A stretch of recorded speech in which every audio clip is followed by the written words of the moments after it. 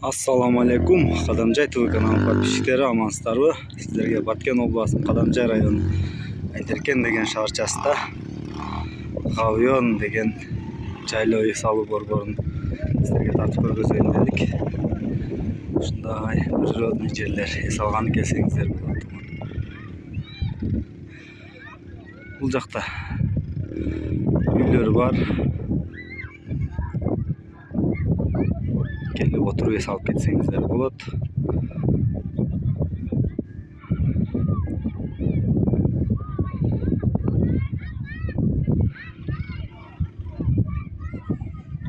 Ушундай Кооз Кыргызстандын жерлери.